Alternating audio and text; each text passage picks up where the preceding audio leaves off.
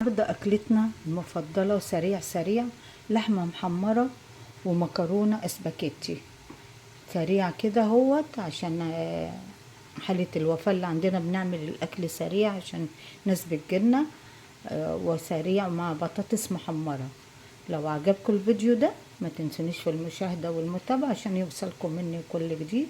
ويلا بينا نقول بسم الله ونصلي على سيدنا رسول الله. صباح الخير، صباح الخير على احلى متابعين، واهلا بيكم في قناتي، قناه ماما سوسو. بصوا بقى، في ايام العزا ما بينفعش تقفي تعملي اكل لان بيجيلنا ناس بتعزي، فعشان كده بنعمل اكل سريع سريع، وساعات نبعت نجيب جاهز. النهارده بقى هنسمي الله ونصلي على سيدنا رسول الله واقول لكم هنعمل ايه.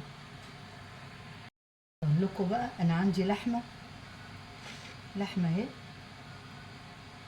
وهنا على النار ميه مكرونه، والطاسه فيها سمنه تسيح، وهحمر اللحمه دي ويبقى مكرونه وحاجه خفيفه جدا جدا. طلعت الطماطم، انا بجيب الطماطم واحطها في الفريزر، اغسلها واحطها في الفريزر واعملها اكياس كده على قد الطبخه. ف... فطلعتها وبفكها دلوقتي عشان تخلص المكرونه تتسلق، احط الصلصه مكانها اللحم. بس هنا السمنه تسيح شويه واقول لكم هعمل ايه. انا بس شلت السمنه من على النار شويه. اللي هعمله انزل المكرونه، بس بنزلها بحالها مش بكسرها. في حاجات ممكن تكسريها، تمام.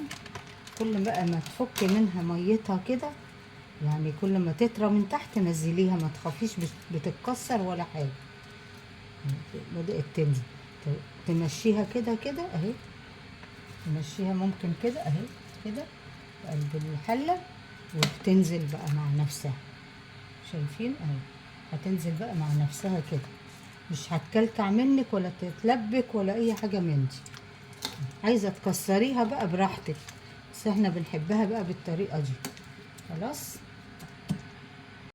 هنا على السمنة انا جبت حتة كده روزماري من البلكونة عشان انا زرعاه، شطفتها وحطها هنا في السمنة عشان تاخد ريحة، تخلي اللحمة ريحتها حلوة. وهنا عندي حتة دهنة كده عشان اللحمة بتستوي لما يكون فيها دهنة، بتسويها بسرعة.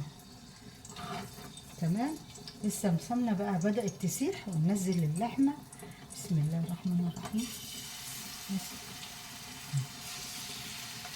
نزل اللحمة، انا بحمرها كده بتبقى جميلة جدا جدا.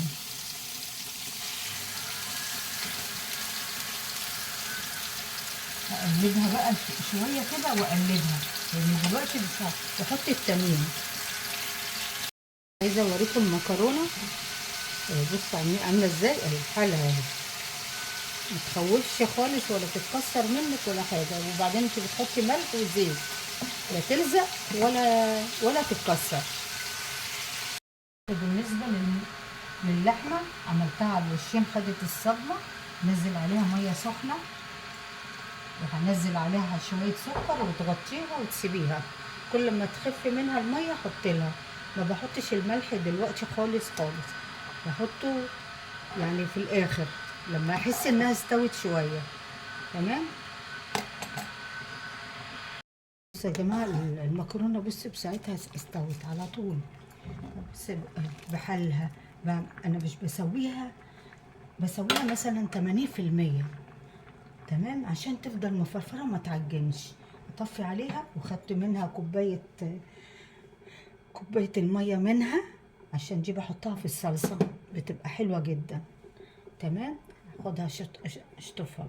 بصوا بقى يا جماعة، هنا خلاص انا هحط الصلصة بتاعت الطماطم تغلي. هقول لكم انا بعمل ايه. هنا زيت بالسمنة، زيت.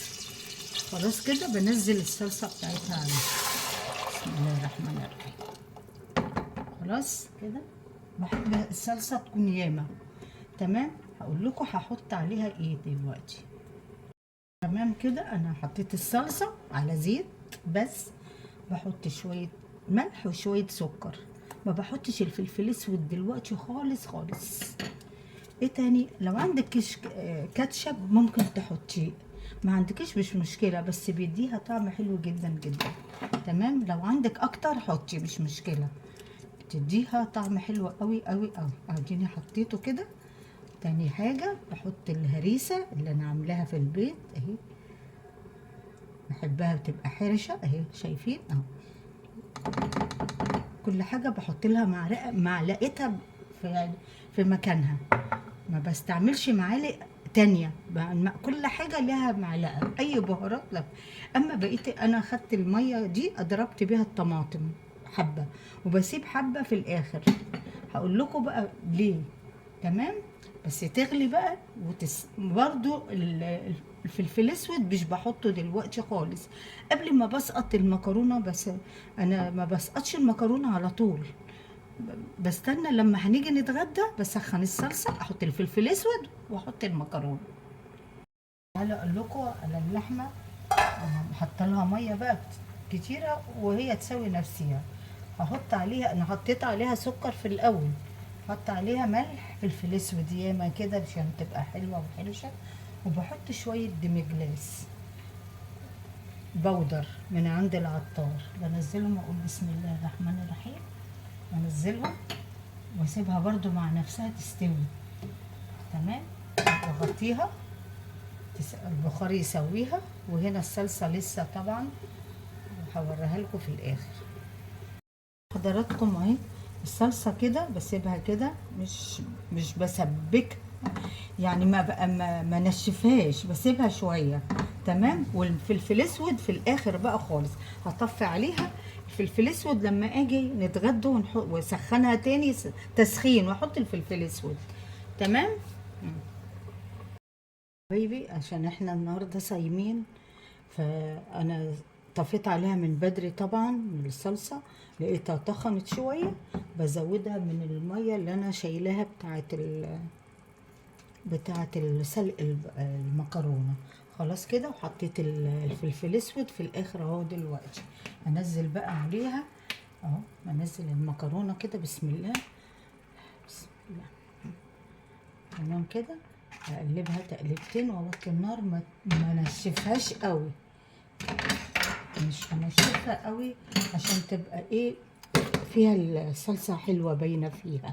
شايفين اهي، شايفين بتبان على طول اهي، بتبان على طول. خلاص كده، اوطي عليها بقى وهحمر جنبيها بطاطس واوريها لكم. خلاص كده المكرونه واللحمه، ومنتظرين اذان المغرب بيضرب.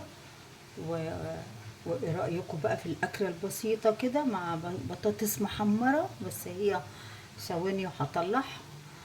تمام، ويا رب يكون عجبكم الفيديو ده، ولو عجبكم ما تنسونيش في المشاهده والمتابعه عشان يوصلكم كل جديد مني، ودعواتكم بالرحمه لاخويا، واقول لكم الى اللقاء في فيديو جديد في مطبخ ماما سوسو. باي باي.